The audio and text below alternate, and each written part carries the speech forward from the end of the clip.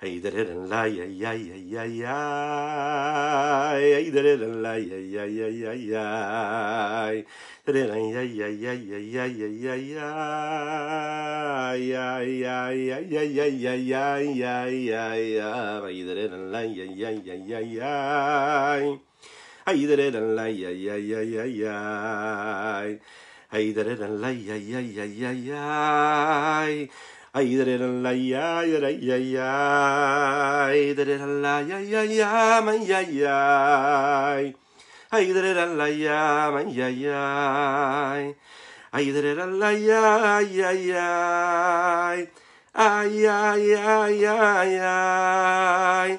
Ay da da la ya ya ya ya ya ya. Ay da da la ya ya ya. Oy oy oy. Da da la ya ya ya. Ay da da la ya. Ay da da la ya. Ay da da la ya. Badam bam. Bam bam bam bam. Boker tov lekulam. Bonjour à toutes et à tous. Je suis infiniment heureux de vous retrouver en cette magnifique matinée que Dieu nous offre sur la terre. On va démarrer tout de suite et tout de suite, on va développer ensemble cette question-là, qui a été relatée donc dans cette petite histoire-là du Talmud, qui est relatée dans la Gemara Brachot précisément. Alors c'est une question que j'aimerais vous poser à vous, à chacune et chacun d'entre vous, que vous soyez donc là en live avec nous, ou que vous soyez en replay. Qu'est-ce que vous répondez à cette question? Où est-ce qu'il se trouve Dieu? En haut, en bas, partout à la fois? Pourquoi est-ce qu'on a tendance à montrer le ciel lorsque l'on veut montrer la présence de Dieu? Qu'est-ce que vous répondrez, vous, à cette question, si un sage du Talmud vous poserait la question? La réponse, a priori, c'est de dire qu'Akadosh Baruch Hu se trouve dans le ciel. Oui, on a la tendance à le dire. Quand on parle de Dieu, on dit le ciel nous protégera, le ciel va nous bénir. Oui, le ciel. C'est ce qui symbolise la présence de Dieu. D'un autre côté, on sait que Dieu est partout à la fois. Alors comment tout cela peut se passer comme il faut? À savoir, d'un côté dire que Dieu il est dans un endroit précis, et en même temps dire que Dieu il est partout. Dans le monde, il y a un petit peu plus que 248 membres. Dans le corps de l'homme, il y a 248 membres. Le monde, il a été créé et nous pouvons le voir. On a la possibilité de voir chaque objet, chaque créature terrestre, ou céleste d'ailleurs.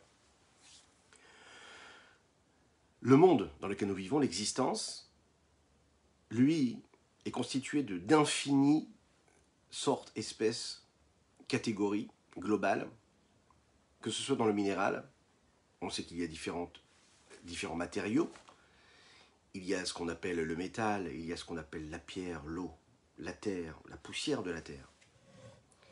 Chaque élément de la nature qui provient du minéral a sa particularité, sa consistance, et il a ce qu'il a de particulier en tant que tel, et parce qu'il ne ressemble pas à un autre matériau. Et pourtant, il fait partie de cette même famille-là du minéral. Ensuite, nous avons le végétal. Dans le végétal, c'est un monde à part, entier, le monde du végétal. Et dans ce monde du végétal, nous avons les fruits, nous avons les légumes, nous avons également toutes sortes de céréales qui sont appelées les végétaux. Nous avons toutes sortes d'herbes, de fleurs. Et dans chaque catégorie, il y a d'infinis, des milliers de petits détails et de différences. Nous avons les animaux, ce qu'on appelle le chai. Le monde des animaux aussi, lui, est constitué d'infinies différences. Nous avons les oiseaux, nous avons les animaux sauvages, nous avons les animaux domestiques, nous avons ces petits reptiles, nous avons les poissons qui sont dans la mer et d'infinies particularités et familles d'animaux et de poissons qu'il y a sous la mer. Dans chaque catégorie, il y a aussi, encore une fois, d'infinies différences et différentes catégories.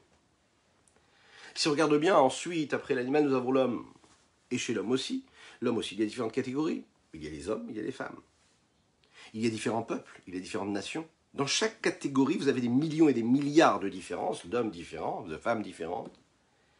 Sans oublier que chez ces hommes-là, il y a des corps, et ces corps-là sont constitués de différents membres, et que chaque membre, il a quelque chose de particulier. Dans ces membres-là, il y a toutes sortes d'artères, il y a les muscles, il y a toutes ces cellules en bonne santé pour chacune et chacun d'entre nous jusqu'à 120 ans. Dites Amen Veren. Et on sait aussi qu'à part tout cela, il y a ces mondes-là qui nous entourent, ce nombre incalculable, qu'on n'est même pas capable de savoir combien il y en aurait, ces étoiles, ces galaxies qui entourent cette planète dans laquelle nous vivons. Dans chaque étoile et dans chaque galaxie, il y a aussi énormément aussi de différences. C'est le monde tel que nous pouvons le voir. De l'autre côté, la Torah nous raconte et nous dit qu'à part ces mondes-là qu'on est capable de percevoir, même si on n'est pas capable de maîtriser mais de savoir qu'ils existent, parce qu'on vit à travers ces minéraux, ces végétaux, ces animaux, ces hommes, ou bien ces galaxies. Mais si on n'est pas capable de les quantifier, on est capable de voir qu'ils existent quelque part. Il y a un autre monde que là, nous, on n'a pas la possibilité de voir avec nos yeux de chair et de sang, mais que la Torah nous donne. Quel est ce monde-là dont il est question? Ce sont les mondes supérieurs. Le Olam Haba, le Gan Eden. Le Olam Haba, le monde futur. Le Gan Eden, c'est le jardin d'Éden supérieur, inférieur. Il y a différents niveaux. Dans la Kabbalah, tout ce petit monde, si on peut l'appeler ainsi, est séparé en 4 mondes globaux. Lechaim, lechaim, lechaim. Nous étudions aujourd'hui, pour l'élévation de l'âme, de Tzadik Ben Avraham, Leilou Nishmat Tzadik Ben Avraham, qu'Akadosh Baruch Hu fasse, que les mots de Torah que nous allons partager ensemble puissent être une source de bénédiction pour sa famille, pour lui, pour son âme, une élévation pour son âme, une source de bénédiction pour ses enfants, pour ses petits-enfants, pour ses arrière-petits-enfants, pour toute sa famille. Leilou Nishmat Tzadik Ben Avraham. Alors, Akadosh Baruch Hu, lui, il nous l'a dit, il y a ces différents mondes. Et ces différents mondes, au nombre de 4, qui reflètent ces 4 mondes spirituels, ce sont donc le monde d'Atsilut, le monde de Bria, le monde de Yetzira, le monde d'Asiya. Dans chaque monde, il y a 10 forces, 10 séphiroth. Chorma, Bina, Da'at, Chesed, Gvura, Tiferet, Netzach, Od, Yesod, Malchut. Ces 10 séphiroth, elles aussi, elles vont se partager, encore une fois, en des dizaines et des centaines, même de petites formes, de petites présences, qui nous permettent de percevoir l'infini du Saint béni soit-il à travers des forces et des énergies précises et particulières et définies. Dans chaque monde, il y a d'infinies formes, d'infinies âmes, des neshamot, des malachim, des anges, des âmes. Ces mondes-là sont constitués d'une hiérarchie qui, elle, est graduelle, évolutive, et en fonction des mondes inférieurs ou des mondes supérieurs, on verra une différence d'évolution et d'ordre. Akadosh Baruch Hu, lui, il est partout à la fois. Dans chacune de ces cellules-là, que ce soit celles des cellules du corps, que ce soit les cellules de ces mondes-là, il y a une présence divine, une hiérarchie, et puis une énergie, une vitalité particulière. Chacun a sa fonction, à l'endroit où il est, et pour le moment où il doit l'être. Boker Tov à ceux qui nous rejoignent, Boker Tov à ceux qui nous rejoignent sur les différents réseaux. Continuez à partager, à liker cette publication, afin que nous soyons encore plus à étudier ensemble ces notions de Chassidut. Akadosh Baruch Hu, c'est lui qui fait vivre chaque élément qu'il y a dans chaque petite partie de chaque monde dont il est question là. De la même manière que l'âme, c'est elle, nous l'avons vu hier, qui donne l'énergie à chacun des membres du corps de l'homme, et que cette âme-là, celle qui a et qui leur donne la fonction et leur qualité, la même chose, la lumière d'Akadosh Baruch Hu remplit le monde, c'est-à-dire ce monde énorme, grandiose dans lequel nous vivons, mais qui nous paraît tout petit quand on le regarde de l'espace. Demandez à Thomas Pesquet, c'est bien ça, qui lui, il a monté il y a quelques jours tout en haut, eh bien, quand on regarde un petit peu ce qu'il nous montre de ce monde-là dans lequel nous vivons, il est là vraiment tout petit. Alors on peut imaginer un petit peu Akadosh Baruch Hu qui lui est au-dessus même de l'espace et de ce qui entoure le monde dans lequel nous vivons. Imaginez l'immensité même de cette capacité-là d'existence.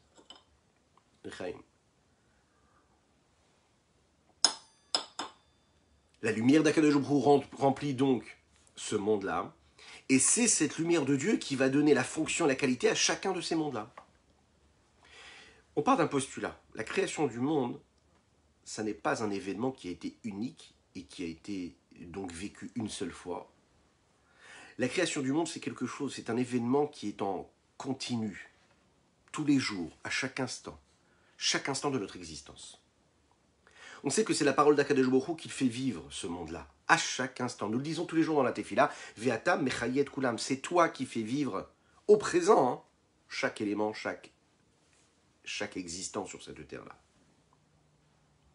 Ve'ata mechayet kulam, mais nous disons aussi, vous savez, quand nous consommons un aliment, on parle au temps présent. Ok? Quand on va consommer un aliment qui nécessite la bénédiction de Mésonotes, qu'est-ce qu'on dit? Baruch ata Hashem Elokeinu melech haolam. Béni sois-tu Dieu, ou bénis-nous toi. Révèle-toi à travers cette bénédiction, toi Dieu. Melech haolam, qui est le maître du monde, donc au temps présent toujours. Boré miné Mézonok, celui qui crée ces aliments-là qui nécessitent cette bénédiction-là. Qu'est-ce qu'on est en train de dire ici? Boré, miné Mézonok, on parle au temps présent. C'est-à-dire que Dieu il est en train de créer ce que je suis en train de consommer. Chaque élément du monde existe de manière continue et constante parce qu'il y a la parole de Dieu qui est à l'intérieur de cet élément-là. Et ça n'est pas donc un événement unique qui a eu lieu il y a quelques millénaires et qui ensuite, Akadosh Baruch Hu s'est mis de côté, il a laissé le monde se diriger tout seul. Cette présence de la lumière divine, on peut la voir dans deux choses, au moins. Première chose déjà, le fait même que l'existence du monde soit présente. Ça veut dire que sans Akadosh Baruch Hu, eh bien notre monde n'existe pas. C'est un petit peu comme un corps sans âme. Un corps sans âme, c'est un corps qui ne vit pas. Pour qu'il y ait de la vie dans le corps, il faut qu'il y ait la nefesh, il faut qu'il y ait l'âme. Le monde ne peut pas vivre sans son oxygène, sans sa vitalité, et sa vitalité, c'est Dieu. Donc on ne peut pas dire que Dieu s'est retiré, Dieu, il est là à chaque instant. Deuxième chose, dans les traits de caractère, dans la qualité propre à chaque créature, le fait même que chaque créature ait un but particulier et précis, et une fonction particulière. Tout est géré dans un ordre miraculeux d'ailleurs, extraordinaire. Chacun a sa fonction, chacun fait ce qu'il a à faire au moment où il doit le faire, et chacun fait ce qu'il a à faire et ne prend pas la place de l'autre. Imaginez un petit peu si l'eau de la pluie décide de prendre la place du soleil. Imaginez que si la fonction du soleil décide un jour en se levant le matin de dire non, ce matin je ne me lèverai pas, je ferai autre chose ce matin, je déciderai de devenir des flocons de neige. Vous imaginez, le monde n'existerait plus. Chaque créature garde sa fonction et fait ce qu'elle a à faire. C'est ainsi pour toutes les créatures, mais c'est aussi pour les hommes aussi, on fait partie de ces créatures. C'est-à-dire que, en fonction de ce que nous avons chacune et chacun, ça veut dire notre particularité, notre caractère. Si Akadosh Baruch Hu nous a créés de cette façon, il n'est pas d'une autre façon. Si nous avons cet aspect physique, c'est que nous avons aussi chacun notre aspect intérieur. De la même manière que chaque personne a un corps différent, sur les millions et les milliards d'êtres humains, il n'y a aucun corps qui ressemble à un autre. C'est-à-dire qu'aucune figure peut ressembler à une autre figure. Les plus grands scientifiques se sont attelés à la tâche. On n'a jamais trouvé le même visage reproduit une deuxième fois. Donc, en réalité, il faut se dire une chose. Donc, chaque trait de caractère, chaque personnalité, chaque homme qui existe sur cette terre-là, il a une fonction particulière, il a une mission particulière que personne d'autre ne pourrait faire. Le monde a tendance à dire que nul n'est irremplaçable. Nul n'est irremplaçable. Et c'est faux. La Torah te dit que non. Tout le monde a sa fonction.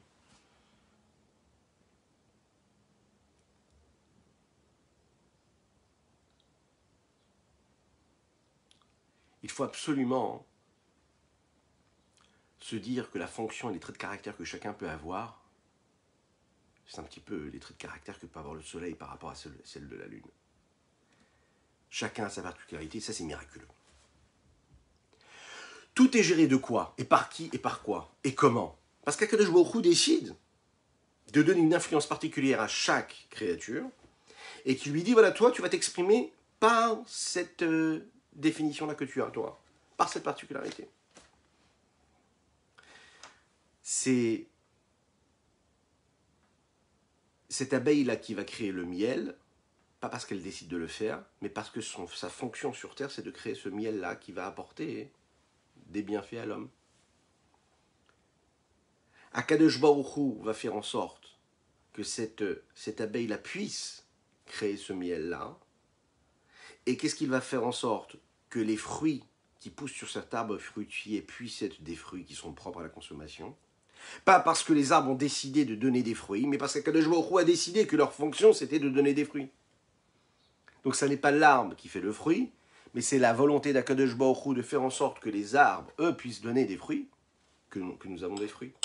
C'est la volonté d'Hachem, l'Echaim. Donc le monde n'a pas été créé uniquement par une seule parole, il a été créé par des paroles, par 10 paroles, Asara Mahamarot. Et chaque parole que Dieu a prononcée, c'est une influence, c'est une vitalité, une énergie divine. Une énergie qui va créer des créatures avec un but particulier. Quand on dit Yehi Meorot Birkiya Shamaim, quand Akadosh Baruch Hu demande à ce qu'il y ait toutes ces créatures célestes et terrestres, et qu'il crée le soleil, qu'il crée la lune, il est en train de demander quoi? Qu'il y ait dans ce monde-là dans lequel nous vivons, une créature qui aura une fonction, et cette fonction-là, elle sera unique. De cette parole-là, il ne va pas du tout être créé les végétaux. Akadosh Baruch Hu, Dieu va prononcer une autre parole, où là, il va parler justement du végétal. Ensuite, une autre parole pour créer l'animal. Ensuite, une autre parole pour créer l'homme. Regardons ce que le Tanya dit ici dans les mots. Dieu emplit tous les mondes, l'infini du Saint béni soit-il. Les achayotam, pour les faire vivre. Ou becholala, mais dans chaque monde, dans chaque monde, il y a des créatures à l'infini. Ribor, rivevot, miné, madrigot, malachim, neshamot, v'choulé. Des millions, des milliards de niveaux, de différences, d'anges, d'âmes. Vechen ribou, yaolamot, en loket sugvul, il y a d'innombrables mondes qui ont été créés sans aucune limite, frontière ni barrière. Gavoa al Gavoa verroulé, un plus haut que l'autre. On parle de la folie dernièrement dans les événements qu'il y a eu. C'est intéressant de voir ce qui s'est passé avec la folie dans l'histoire du peuple juif. Et si on regarde bien, la folie apparaît justement pour justifier un événement, mais cette fois-ci de manière miraculeuse et voulue par Dieu. David Améler est poursuivi. David Améler demande à Akadosh Baruch Hu, lui dit, chaque chose dans le monde a été créée, et chaque chose a un but. Ok? Mais j'ai une question à te poser. Pourquoi est-ce que tu as créé la folie? A priori, c'est en plus. La folie. Pourquoi est-ce qu'elle existe? Akadosh Baruch Hu lui a répondu, lui a dit, tu verras que tu auras aussi besoin de la folie. Ah bon, David Améler aura besoin de la folie. Regardons les textes. David, à un moment de son histoire, va devoir s'enfuir de Shaoul, le roi Shaoul, qui lui veut du mal, il veut le tuer. Il arrive chez un roi qui s'appelle Achish, le roi de Gath. Bien sûr, les serviteurs de Achish ont tout de suite reconnu David Améler. Ils vont voir Achish et lui disent, voilà, c'est cet homme-là qui a tué Goliath, ton frère. Il faut absolument le tuer. David Améler entend ça. Il s'est dit, oulala, je suis en train de m'enfuir de Shaoul, le roi Shaoul, et je me retrouve ici en réalité sans le savoir chez le frère de Goliath. Donc vraiment, je n'ai vraiment pas de solution pour survivre. Kadosh Baruch Hu va écouter ses prières et il va commencer à être inspiré d'une forme de folie et il va se mettre à faire le fou. Écoutez bien cette histoire. Il se met à faire le fou et le roi se dit, qu'est-ce que c'est ce fou-là? Sortez-le moi d'ici. Et le Yalkut Shimoni nous dit ici qu'à ce moment-là, David Améler a été sauvé par cette folie-là. Je vous laisse prendre justement les leçons de cette histoire. Qu'est-ce qui est intéressant dans cette histoire-là? C'est que tout a une fonction et tout a été créé par Dieu pour une raison précise et particulière. Rien n'est anodin. Tout a une raison particulière à un moment précis de notre vie. Est-ce que comme le monde, lui, est donc séparé en parmi toutes ces particularités, ces définitions-là, est-ce que ça veut dire que Dieu, lui aussi, pourrait être défini en tant que différence en tant que chiffre multiple? Si on dit qu'Akadosh Baruch Hu, lui, se sépare en d'infinies sortes, niveaux, degrés, ça voudrait dire qu'il y aurait différentes formes de Dieu, de divinité. En réalité, on va voir que la Torah, c'est pas du tout ce qu'elle nous enseigne. Qu'il y a un seul Dieu. À l'inverse de ce que peuvent dire d'autres nations, d'autres religions, qui pensent que tout mouvement qu'il y aurait dans la nature, ce serait donc dû à une forme de divinité particulière. La Torah nous apprend qu'il y a Hashem Elokeinu, Hashem Echad, Akadosh Baruch Hu, c'est une entité unique, qui n'est pas un assemblage de différentes parties. Akadosh Baruch Hu, il est unique, et même quand il crée des différences, quand il crée différents niveaux, différents objets, différentes créatures, il reste toujours ce même Dieu unique. Et c'est ça qui y a de si particulier en Akadosh Baruch Hu. Akadosh Baruch Hu, l'essence même de Dieu, s'élève de toute forme, de toute limite, de tout niveau différent. Et même lorsqu'on dit qu'il y a ces 4 mondes, ces 10 séphirotes, pour Akadosh Baruch Hu, ça n'est rien.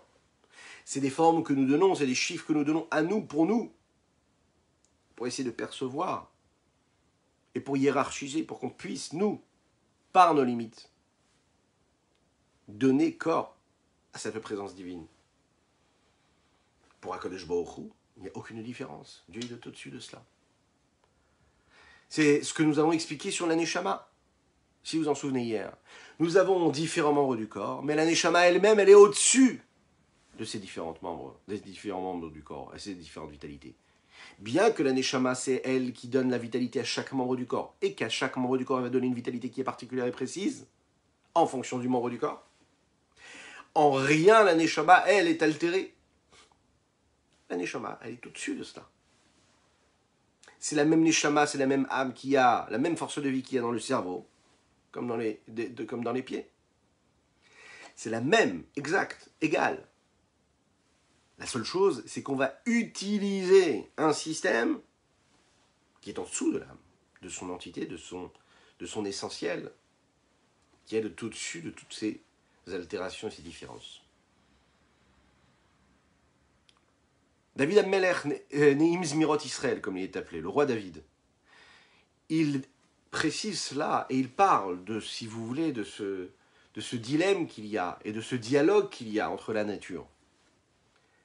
Dans le Hallel que nous prononçons, en général, enfin, Rosh Chodesh, pour les jours de fête, d'ailleurs, Be'ezrat Hashem, ce Shabbat et Shabbat Mevarechim, on va bénir le mois de Sivan, un très bon mois, le mois où nous avons reçu la Torah.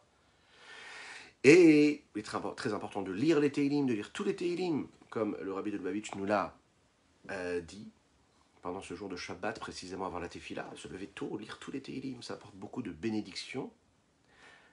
Hein, c'est une promesse du Rabbi Yosef Yitzhak pour vous, pour les enfants, pour la famille, dans tous les domaines. Dites Teilim, terminez le Teilim ce Shabbat. Il dit quoi là-bas dans ce Teilim? Ramal kol goyim avaye, halashamaim kevodo. Dieu est au-dessus de toutes les nations, de tous les peuples. Son honneur est sur le ciel. Vous imaginez un petit peu ce qu'on est en train de dire. Dieu, il est au-dessus de tout, et en même temps, son honneur est sur le ciel. C'est vrai que Dieu, il est partout à la fois, mais en même temps, quand on parle de Dieu, on parle aussi du ciel. Comment Dieu, il peut être au-dessus de tout, et en même temps être dans le ciel? Alors vous savez que les autres nations ont d'autres façons de voir les choses. Eux vont dire, en réalité, il y a Dieu, mais Dieu, il est au-dessus de tout. D'accord? Il est le supérieur, il est le suprême. Il est au top même de la spiritualité. C'est la raison pour laquelle son kavod est sur le ciel. Il lui incombe de rester dans ce ciel-là parce que c'est la définition même de la spiritualité, de dépasser la matérialité. Et si Akadosh Baruch Hu se rabaissait à être sur la terre, sur notre terre, à travers toutes ces créatures terrestres, et à ce moment-là, pour lui, ce serait une forme de bassesse. Est-ce que Dieu a besoin de s'occuper de ce qui est matériel? Dieu est bien au-dessus de tout cela.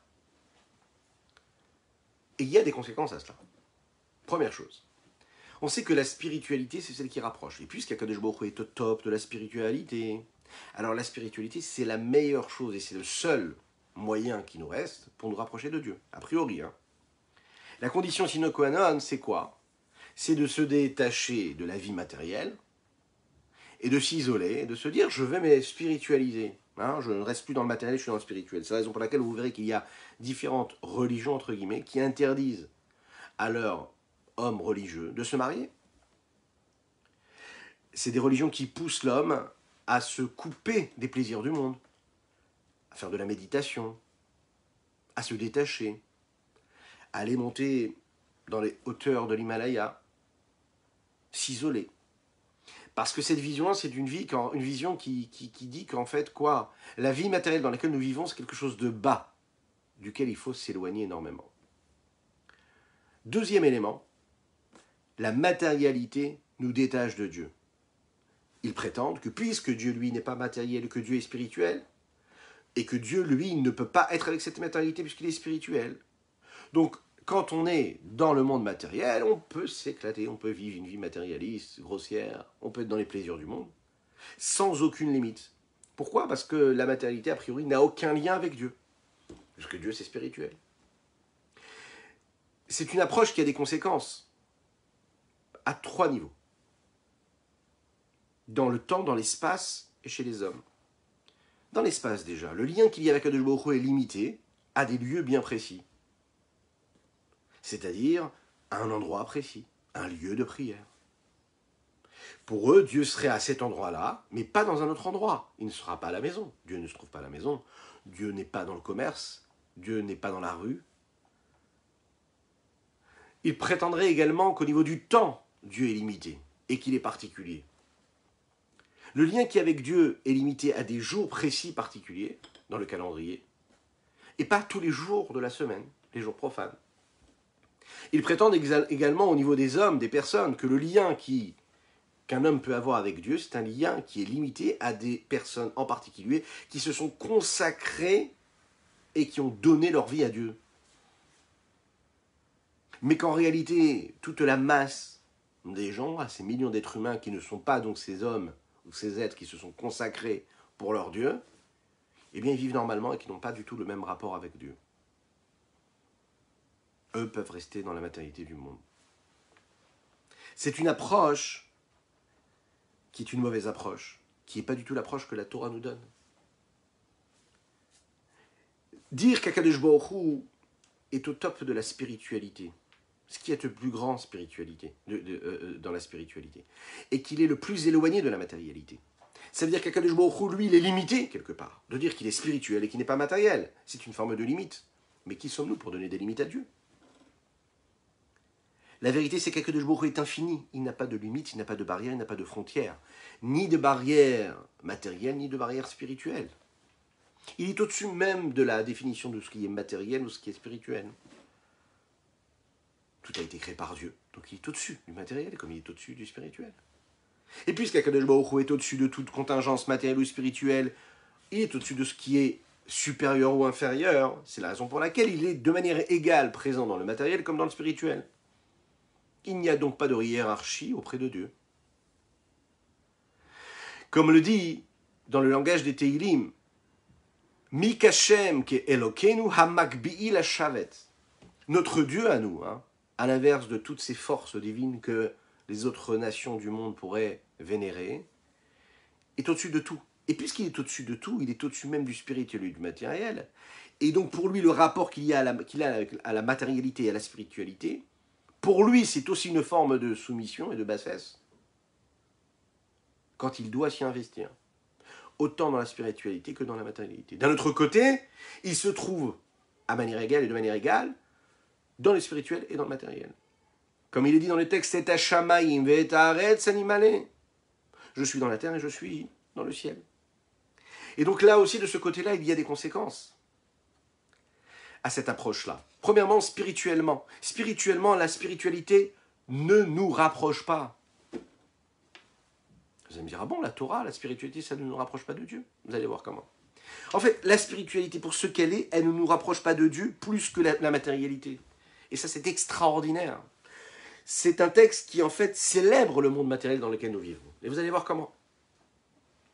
Afin que la spiritualité puisse nous rapprocher de Dieu, il ne suffit pas de s'isoler dans une pièce et de se détacher de la matière et de se dire, voilà, je me spiritualise et je me rapproche de Dieu. Pas du tout. Ça n'est pas la spiritualité qui nous rapproche, c'est en réalité une spiritualité qui est sainte qui nous rapproche de Dieu.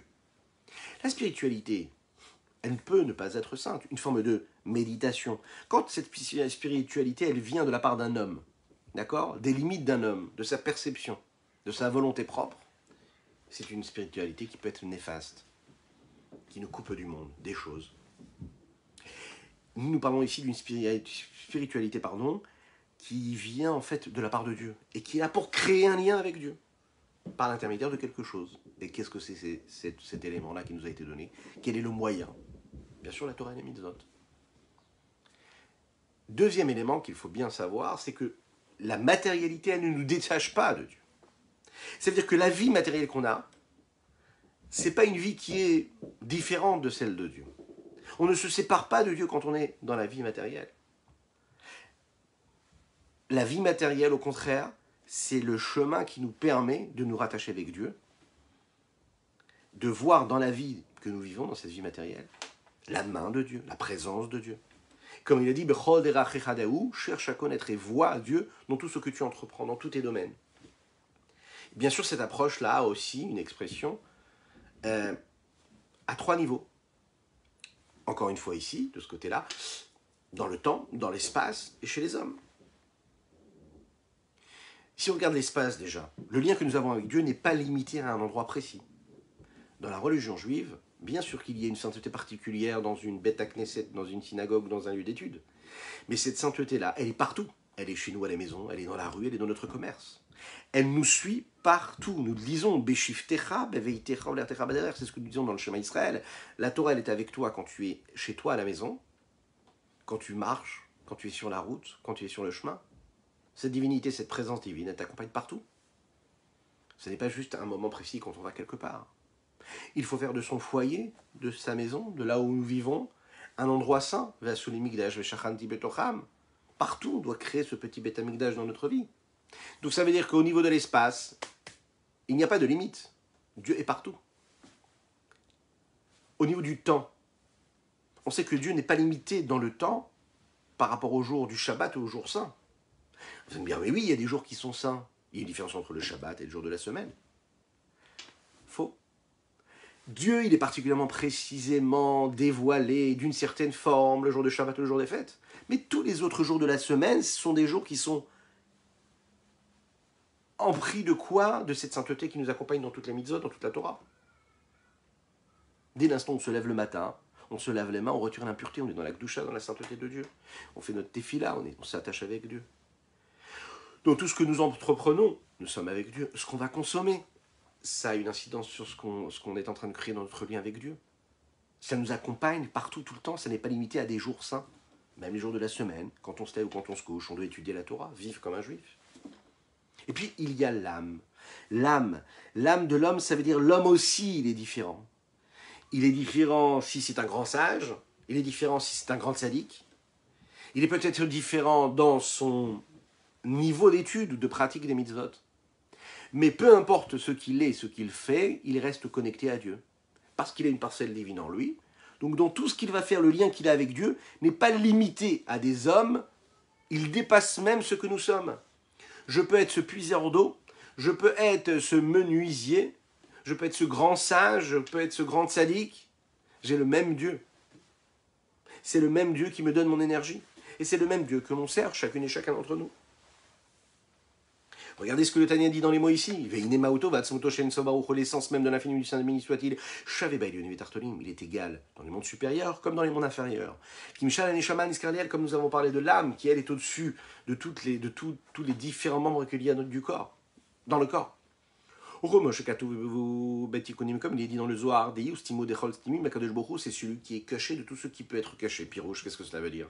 Là, même dans les mondes qui sont cachés, c'est-à-dire dans les mondes supérieurs que nous ne sommes pas capables de voir avec nos yeux de chair et de sang. Ou Satum Benela Metocha. Même dans ces mondes voilés, lui aussi, il est voilé dans ces mondes voilés. Kemoshu Satum Benela Matartonim, de la même manière qu'il est voilé dans notre monde à nous. Qu'est-ce qu'il dit ici? Le monde supérieur, les mondes inférieurs, les mondes, on pourrait se dire, oui, mais les mondes qui sont en haut, oui, le monde futur, le Gan Eden, Atzilut, Bria, Yetzira, enfin ces mondes-là qui nous dépassent, qui sont au-delà de nos limites à nous matérielles, oui. On pourrait imaginer que Dieu se dévoile de manière beaucoup plus grande, et que ici, un peu moins. En réalité, bien sûr qu'il se dévoile de manière beaucoup plus grande, mais pas parce que là-bas il se dévoile et qu'il n'est pas caché comme il est caché ici. C'est des mondes dans lesquels il se trouve qui vont en réalité recevoir des réceptacles qui permettent de percevoir une plus grande présence de Dieu. Mais Dieu, il est voilé autant qu'il est voilé ici-bas, de la même manière. C'est le même Dieu et c'est le même voile qu'il y a dans les différents mondes.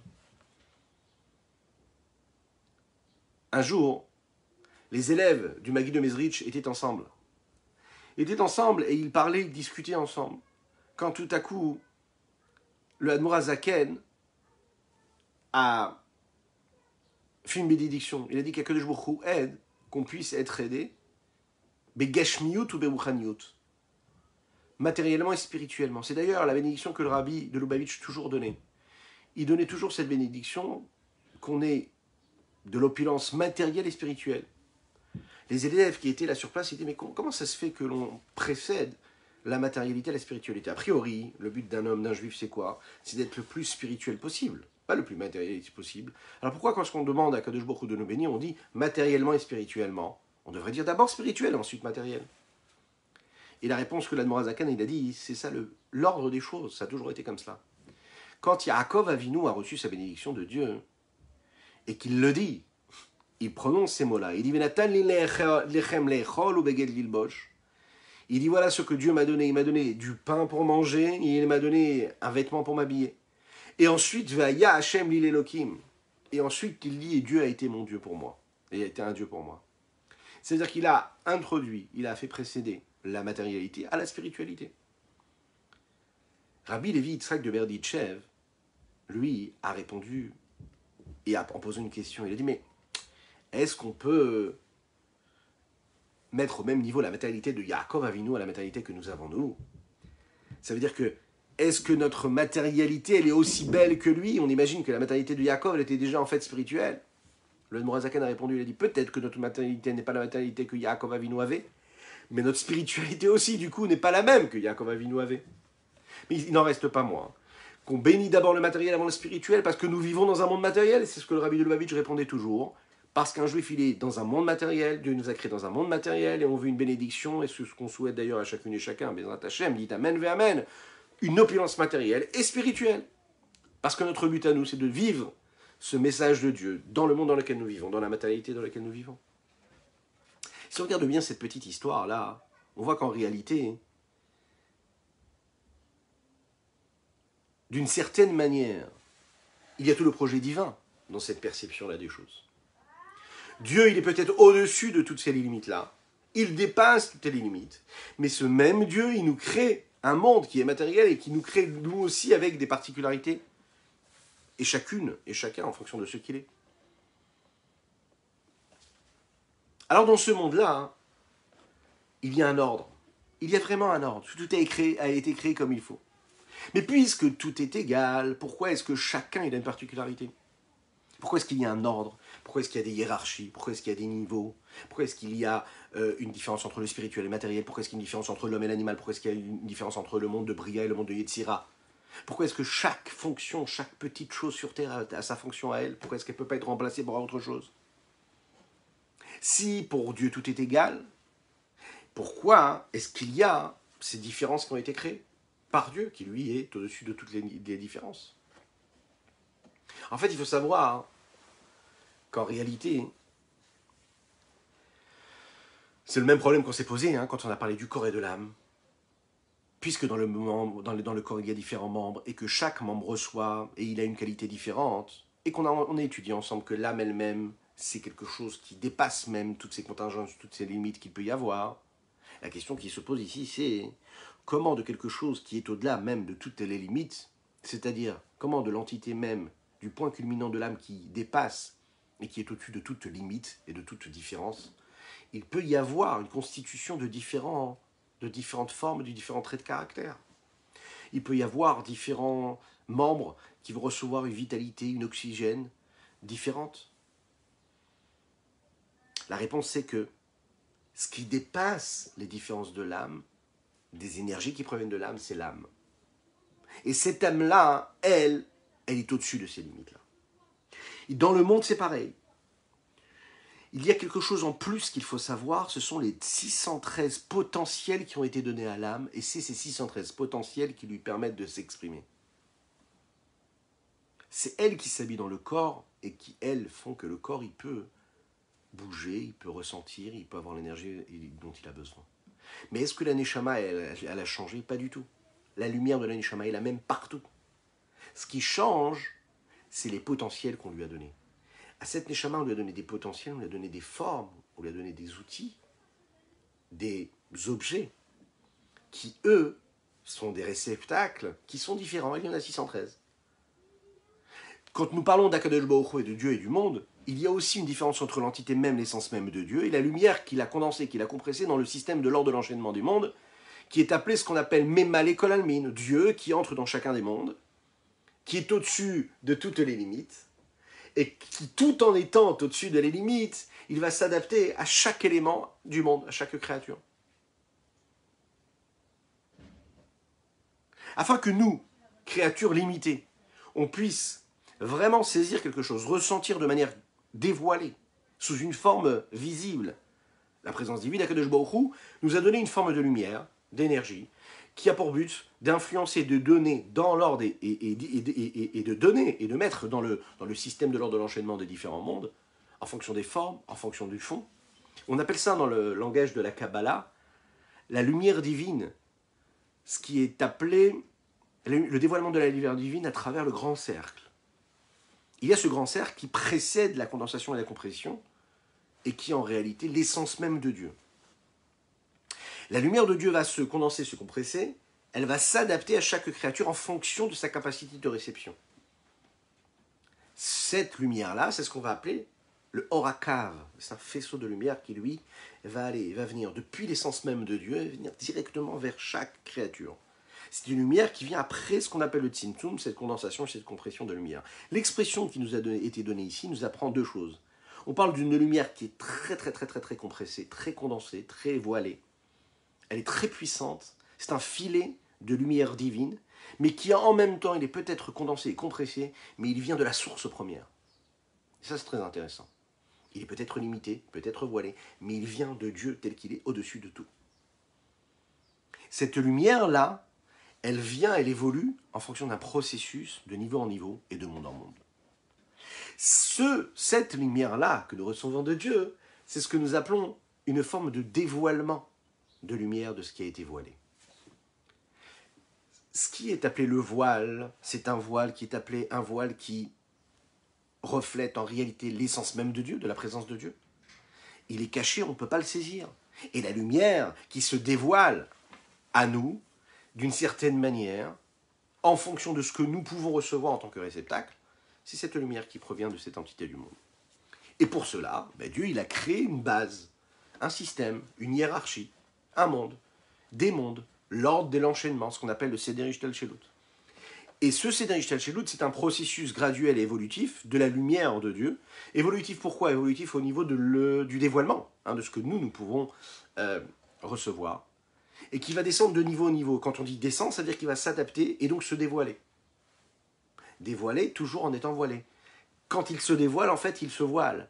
Ça veut dire que sa façon à lui d'exister à travers les objets, à travers les créatures, cette lumière-là, sa façon d'exister, c'est que justement, elle va se cacher. Mais en se cachant, elle se dévoile.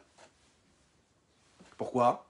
Parce que comme elle s'est cachée dans les éléments de la nature, dans ma propre personne, comme dans les objets, comme dans la mitzvah, eh bien, c'est ce qui va me permettre de le dévoiler.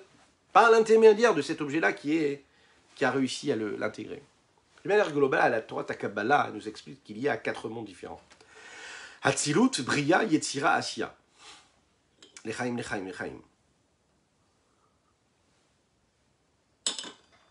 Je vous invite à partager, je vous invite à liker, à commenter. Dites-nous Boker Tov, dites-nous bonjour, dites-nous comment vous allez. N'hésitez pas, par exemple, à mettre le nom de profil d'un des amis à vous. On a tous des centaines, des milliers d'amis sur Facebook surtout. N'hésitez pas en fait à les taguer sur les commentaires. Ils pourraient être surpris par un enseignement et puis peut-être changer leur vie grâce à cela. Donc n'hésitez pas à le faire. C'est grâce à vous si nous sommes autant à étudier la Chassidut. Donc continuez à le faire. Atzilut, Bria, Yetzira, Asiya. Dans le monde d'Atzilut, la divinité, elle est claire, elle est présente. Dans cette créature-là, dans le monde de Bria, il y a une forme de divinité qui se révèle, il y a un commencement d'entités différentes et séparées. Dans le monde d'Atzilut, il n'y a rien d'autre que Dieu. Mais il y a quand même une forme de divinité qui, elle, n'est pas limitée. Mais il y a une forme. Dans Bria, il y a de la divinité, mais qui ne se révèle pas, mais qui commence un petit peu, il y a une amorce d'existence et d'entités séparées. Dans le monde de Yetzira, la divinité, elle, se condense, se compresse, et là, à ce moment-là, l'existence commence à prendre forme. Et dans le monde d'Atsiya, il y a en fait une condensation, une compression, un voile, un tzimtzum qui est tellement grand, qui crée, qui donne la possibilité de créer ce que nous sommes nous, à savoir le monde dans lequel nous vivons. Le niveau de tzimtzum, c'est celui qui définit aussi le niveau et la mesure du bien et du mal qu'il y aura dans ce monde-là. Plus il y aura de présence divine, c'est-à-dire plus il sera voilé dans ce monde, et moins il y aura autre chose, plus il sera présent et moins il y aura autre chose, et plus le bien sera présent et le mal sera moins présent. Plus la présence divine se cache, et plus le mal a plus de présence. Dans le monde de Hatzilut, c'est un monde où il y a Kulotov, il n'y a que du bon. Pourquoi est-ce qu'il n'y a que du bon? Parce qu'il n'y a pas d'autre entité. Si vous voulez, le mal existe, commence à exister quand il y a autre chose que Dieu. C'est la raison pour laquelle un juif il consacre sa vie uniquement à Dieu, et qu'il se sanctifie. Qu'est-ce que ça veut dire qu'il se sanctifie? Qu'il n'a plus de volonté, il a juste la volonté de Dieu. Qu'il ne fait rien pour lui, il fait juste pour ce que Akadosh Baruch Hu lui demande de faire. À chaque fois qu'il va faire quelque chose qui serait autre que la volonté de Dieu, eh bien il est en train de nourrir quelque chose d'autre. Et qu'est-ce qu'il nourrit? De la même manière que quand il fait quelque chose de bien, eh bien, il apporte de la lumière, de la sainteté. Ben, la même chose, quand il fait quelque chose qui est autre que la volonté de Dieu, même quand il fait quelque chose de permis, il va consommer un aliment qui est permis, qui est cachère, mais il ne le fait pas pour Dieu, ben, à ce moment-là, il est en train de nourrir autre chose. Qu'est-ce qu'il nourrit? Ce qu'on appelle les forces de l'impureté, les forces autres que Dieu. En fait, ça se limite à ça, quoi. Dans le monde de Bria, alors il y a bien sûr du mal, mais peu de mal, beaucoup plus de bien que de mal. Dans le monde de Yetzira, moitié bon, moitié mauvais. Et dans le monde d'Asiya, plus de mal et un petit peu de bien. Dans chaque monde, il y a 10 séphirotes, on le sait, oui. Chochma binadat, Chesed, Vura, Tiferet, Netzach, Hod, Yesod. Et Malchut. Chaque sphira, elle est différente de l'autre. Chaque force, chaque trait de caractère, il est différent. Comme chacun et chacune d'entre nous, nous avons des traits de caractère et que chaque trait de caractère est différent l'un de l'autre. Ces vertus-là, ces attributs-là, sont parfois contraires, mais elles sont parfois imbriquées l'une de l'autre. Cette influence qui arrive dans tous les mondes arrive sous une certaine forme. C'est-à-dire que d'abord, ça arrive dans le monde de Hatzilut. Ensuite, du monde d'Hatzilut, ça vient dans le monde de Bria. Du monde de Bria, il y a un transfert vers le monde de Yetzira. Et du monde de Yetzira, ça arrive dans le monde de Asiya. Ce qui veut dire ici que quoi? Que ce qui se passe dans le monde de Asiya, dans le monde dans lequel nous vivons, le plus bas de tous les mondes, dépend de ce qui se passe dans le monde d'Hatzilut. Parce que c'est le monde d'Hatzilut qui s'habille dans les différents mondes et chaque monde qui donne la force aux autres mondes. Ça veut dire que dans les 10 séphirotes qu'il y a dans le monde de Asiya dans lequel nous vivons, il y a une influence des 10 séphirotes, des 10 forces, des 10 énergies qu'il y a dans le monde d'Hatzilut. Et puisque dans le monde d'Hatzilut, si on prend l'exemple de Malachut, du monde d'Hatzilut, il y a une force d'infini, de dévoilement de Dieu qui est très très forte, très puissante, puisque on l'a dit, c'est que du bon, que du bien. Et que c'est ça qui va créer le Malchut de Asiya ici-bas sur Terre. Ça veut dire la force et l'énergie de Malchut qu'il y a dans ce monde qui lui est constitué quoi? De plus de mal que de bien. Il y a quand même un lien direct avec une énergie qui provient de la base. Quand on prend par exemple ces différentes sphirotes, d'abord on a la sphira de Chochma. Okay, de la Chochma, on a la sphira de Bina. Bina, c'est pas quelque chose de différent de Chochma et qui a une énergie différente complètement de Chochma et qui n'a aucun lien avec la Chochma. Non, dans ce système-là, chaque élément, chaque entité est différente, elle est autre, mais elle est régie et elle naît par le niveau qu'il a et l'entité qui la précède. Chochma, c'est la sagesse suprême, d'accord? Le flash. C'est ce qui donne l'existence et la force d'existence à la Bina, au discernement, à l'approfondissement. Sans Chochma, il ne peut pas y avoir de Bina. Et la Bina, c'est ce qui va donner naissance à la Da'at. Au savoir, à la conscience. Et le da'at, c'est ce qui va donner naissance quoi? Au chesed. Donc le chesed, il dépend de quoi? Il dépend du da'at, il dépend du bina, il dépend aussi de chorma. Et chaque vertu dépend de toutes les vertus qui la précèdent. De telle façon, en réalité, c'est l'exemple que l'on pourrait donner aussi sur tous les différents mondes. Chaque monde et chaque sphira crée en fait une forme de vêtement, d'outil, de forme qui permet à cette lumière-là, par exemple du soleil, de passer à travers. Vous savez, quand vous prenez le soleil, la lumière du soleil, oui, c'est elle qui éclaire à travers, qui éclaire une pièce, mais qui passe à travers différents, on va dire différents niveaux, différents voiles, différents écrans. Ou bien quand l'énergie, une énergie électrique, d'accord, qui passe à travers plusieurs transformateurs. C'est la même énergie, mais qui, elle, va vivre ces différentes formes de voiles et d'écran. Chaque monde, chaque sphira a un but particulier différent. Chaque but particulier différent, lui, c'est une conséquence de la lumière divine qui se condense, qui se compresse précisément pour ce monde-là ou pour cette séphira, pour cette énergie-là.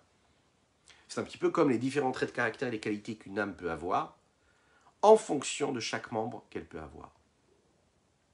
Bien sûr, quand on parle de la lumière divine, il y a une différence fondamentale entre ce qui est inférieur et ce qui est extérieur. Dans les mondes supérieurs, comme le monde d'Atsilut, on sait que la présence de Dieu, elle est dévoilée, elle est beaucoup plus présente que dans les mondes inférieurs, comme le monde d'Asiya, où la présence de Dieu, elle est beaucoup plus voilée.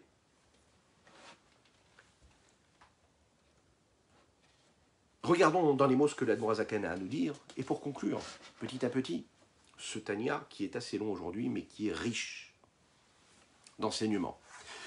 C'est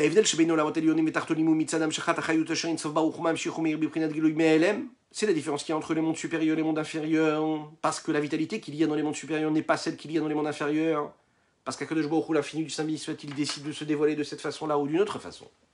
C'est la raison pour laquelle nous parlons de cette influence et de cette vitalité, et nous lui donnons ce nom-là, ce nom qui est le Or. Hein, cet exemple-là, cette allégorie qu'on donne, la lumière. Pourquoi nous parlons à chaque fois de lumière? Parce que justement, la lumière, elle ne rentre pas dans la pièce de la même manière quand il y a un rideau, un deuxième rideau, une autre couche et un autre écran qui cache et qui voile cette lumière. Les achayot, haolamot, verbru mishbaim, pour faire vivre les différents mondes et les créatures qu'il y a dans chacun de ces mondes-là. Chez haolamot, ailonim, mikavlim, brinat, gilui, ktsat, yoterma, tartolim, les mondes supérieurs reçoivent une vitalité dévoilée bien plus que dans les mondes inférieurs. Et toutes les créatures qu'il y a dans ces mondes supérieurs,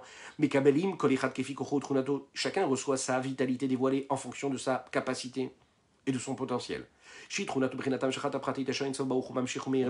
C'est les qualités qui lui ont été données par l'infini du Saint béni soit-il, qui décide de lui donner et de l'éclairer à travers cette force-là.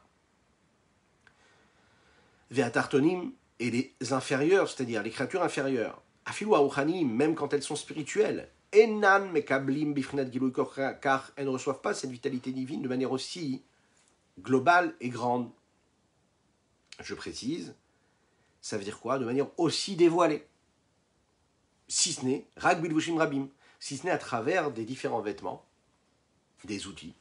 Asherinsov Baouchum Albish Baem, l'infini soit-il s'habille d'eux, si on peut s'exprimer ainsi, c'est-à-dire qu'il prend ces outils-là. La vitalité, la lumière qu'il nous donne par cela, par ses vêtements, par ses outils, par ses transformateurs, on va les appeler ainsi, et donc nous éclairer afin de nous faire vivre grâce à cela.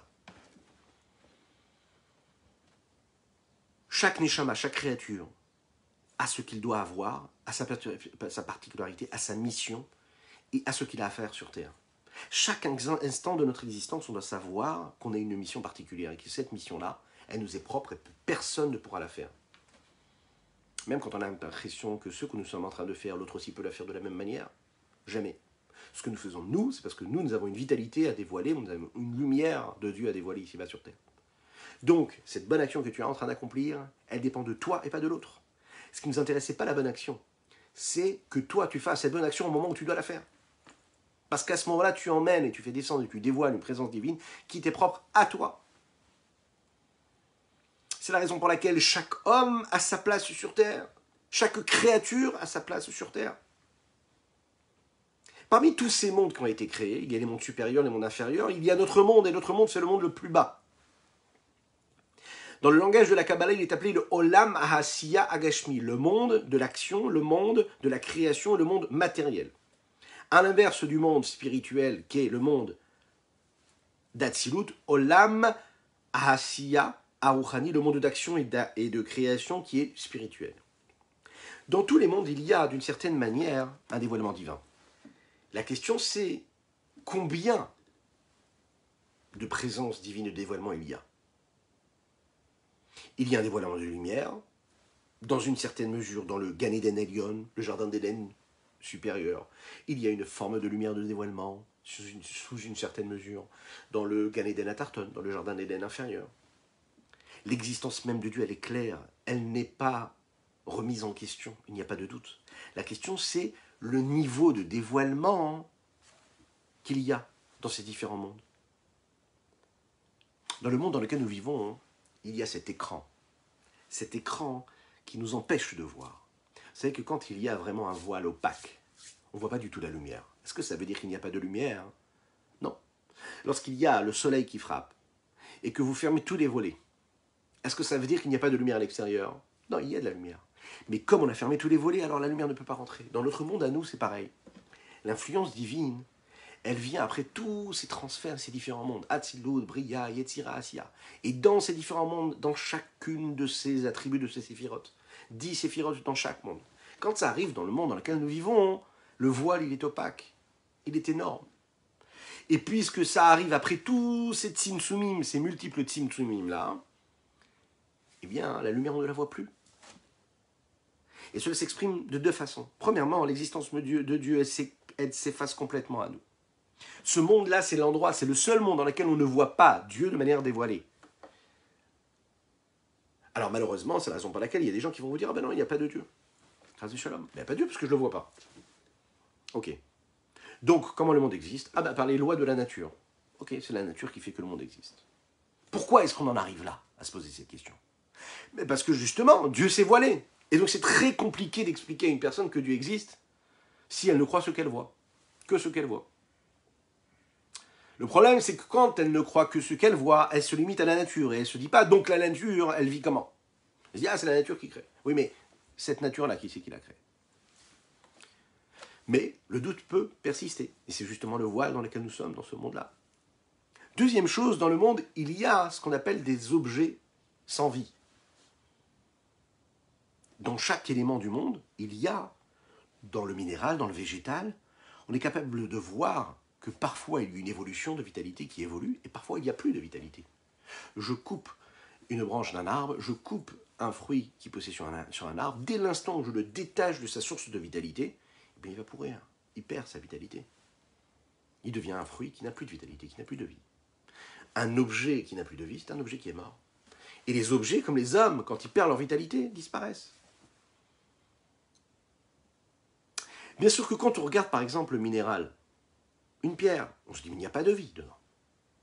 Donc au niveau de l'œil extérieur, on est persuadé qu'il n'y a aucune vitalité spirituelle, ce qui est faux. La raison pour laquelle j'ai l'impression de voir quelque chose d'exister sans avoir une forme de vitalité qui le fait exister, c'est justement parce qu'il y a ce voile qui existe et qui perdure, qui persiste. Mais en réalité, il y a bien sûr une vitalité. Ce qu'il faut quand même savoir, c'est bien que nous vivons dans ce monde-là qui est voilé, il y a la lumière divine qui nous éclaire. Parce que sans la lumière divine, le monde ne pourrait pas exister. Comme le dit le Harizal, le Rabbi Yitzhak Luria, que dans le minéral, il y a aussi une forme de nefesh. Dans le minéral, dans une pierre que l'on foule de nos talons, il y a une nefesh, il y a une âme qui vit. Cette vitalité-là, c'est une vitalité spirituelle qui permet à ce minéral-là d'exister, de vivre. Pourquoi? Parce que s'il n'y avait pas cette vitalité, cet objet-là ou cette créature redeviendrait ce qu'elle était avant, à savoir quoi? Rien, du néant. À un moment, elle est devenue. Qu'est-ce qui a fait qu'elle est devenue? C'est parce qu'il y a une vitalité qui est arrivée. Donc cette vitalité, elle est en elle. Et cette vitalité, elle est continue, en continu. Mechadesh, Betouvru, Bechol Yom, Tamid, Maas et Bereshit. Dieu renouvelle la création du monde à chaque instant de notre vie. La lumière divine, deuxièmement, il faut savoir, provient de la source même de cette lumière qui est dans le monde de Hatzilut. Et nous l'avons dit, dans le monde d'Hatzilut, il n'y a que du bon et tout est dévoilé là-bas. Donc le matériel, ce qui est ici matériel physique est limité a priori, provient de la séphira de Malchut, qui est la dernière séphira qui est le monde dans l'Asiya. Mais puisque la dernière séphira, qui est Malchut dans le monde d'Asiya, provient de la dernière séphira qui est le monde d'Atzilut, à savoir le Malchut d'Atzilut, il faut bien dire ici que ce niveau le plus bas qu'il y a dans l'ordre de l'enchaînement du monde provient de ce qu'il y a de plus haut dans le monde qui est le plus haut, dans lequel il y a le dévoilement divin, hein, qui est le plus élaboré et le plus présent. Donc en réalité, dans ce qu'il y a de plus bas sur terre, il y a le dévoilement de ce dévoilement de Dieu qu'il y a dans ce qu'il y a de plus haut dans le monde qui est le plus haut, qui est le monde d'Atzilut. Il y a une connexion directe en réalité avec les deux. Regardons ce que dans les mots le Admorazaken nous dit, et puis on conclura avec un enseignement qui peut nous apporter vraiment un changement dans notre vie.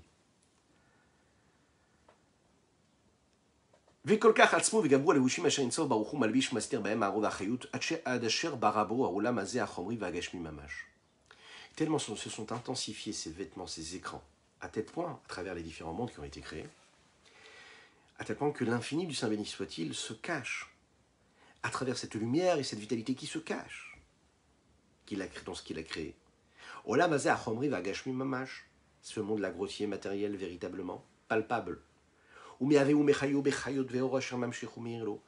crée, il le fait vivre avec une vitalité, une lumière qu'il lui donne.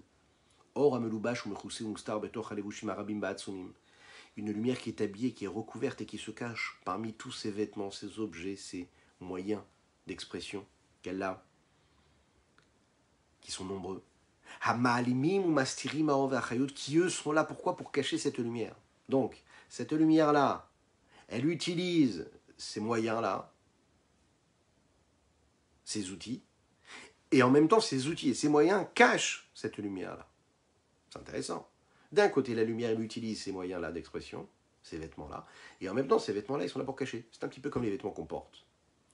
On a besoin de prendre ces vêtements-là pour s'habiller. Ce que nous envoyons comme signaux aux personnes qui nous voient, c'est donc ce que nous sommes en train de porter, mais en même temps, ça cache vraiment ce que nous sommes. Mais en même temps, c'est ce qui nous permet de donner une apparence à ce que nous sommes.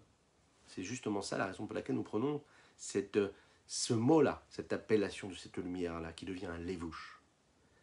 C'est là pour exprimer la vitalité de Dieu, puisque ça va voiler quelque part et devenir un moyen de transmission d'existence de Dieu, mais en même temps ça voile Dieu, puisque ça le cache, puisque c'est matériel. À tel point qu'on ne voit rien de cette vitalité, de cette lumière. La seule chose qu'on voit, c'est des objets, ou bien des créatures, ou bien toutes sortes de formes, à tel point que Venirim Metim, ils peuvent nous apparaître, inexistants, morts, sans vie a priori, inertes. Ce qui n'est pas le cas en réalité.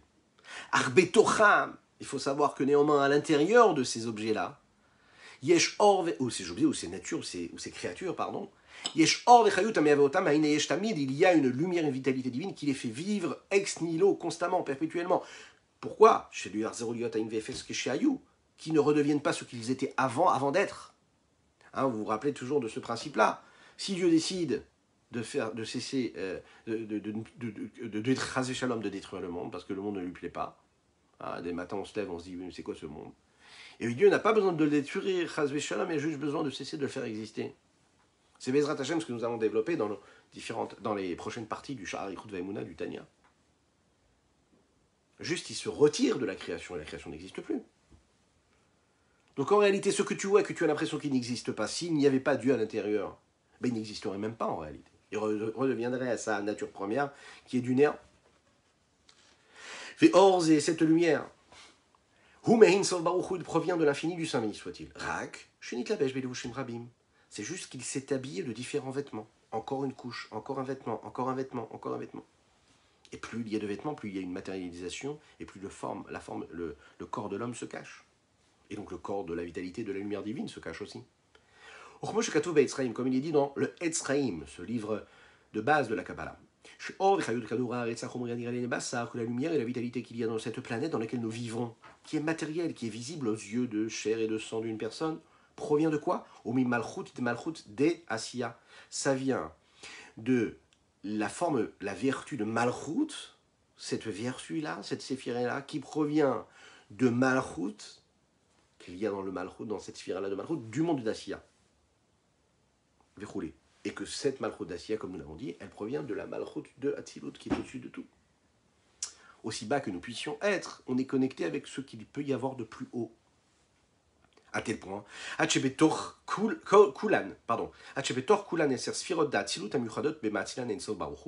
jusqu'à ce qu'elle soit inclus et inspirée et influencée par les 10 séphirotes qui sont dans le monde Hatzilut, qui, elles, sont celles qui proviennent de l'infini du Saint béni soit-il, qui ont été créées et nourries et générées par l'infini du Saint béni soit-il. Voilà ce qu'on pouvait dire aujourd'hui, et c'est en réalité quelque chose de très actuel, parce qu'on a l'impression de parler de séphirotes, de monde, de vitalité, etc. On se dit, mais en quoi ça me parle? Vous l'avez vu en quoi ça nous parle. Ça veut dire que Dieu, il est dans chaque chose que nous faisons, et dans chaque pensée, dans chaque parole, dans chaque action que nous avons dans notre vie. Dans le couple, vous savez, on est tous différents. L'homme, il est différent, la femme, elle est différente. Chacun, il a quelque chose de particulier. Et chacun doit avoir sa fonction. On ne doit jamais prendre la place de l'autre. L'homme, ça doit rester un homme. Ouais. Ah oui, c'est comme ça. On peut tout vouloir. Hein. On vit dans une société complètement folle, où on marche sur la tête. Mais il faut se rappeler d'une chose, c'est que l'homme, il doit rester un homme, et la femme, ça doit rester une femme. Elle a été créée pour être une femme. L'homme, il a été créé pour être un homme. L'homme, il a été créé avec une forme, avec des membres particuliers, la femme avec d'autres membres. On a été créé chacun avec des traits de caractère particuliers, avec une lumière particulière. Il ne faut pas prendre le rôle chacun et chacune de l'autre. Chacun a sa fonction, chacun doit faire ce qu'il a à faire. C'est ce qui amène, en général, le bonheur, la paix et l'harmonie dans un couple. Dans l'éducation, c'est pareil. Quand on décide d'éduquer les enfants tous à la même enseigne, avec les mêmes formes d'éducation, eh bien on se perd complètement. On peut raser chez l'homme, détruire un enfant. L'éducation, c'est être capable de comprendre que chaque enfant, c'est parce qu'il est frère avec un autre frère ou qu'il est le fils de ses mêmes parents, eh bien qu'il doit avoir la même façon de penser, qu'il doit avoir la même façon d'être éduqué. Non, pas du tout. Chacun, il a un monde entier à part entière. Et donc il a sa particularité, il a ses perceptions différentes, il a un but particulier, il a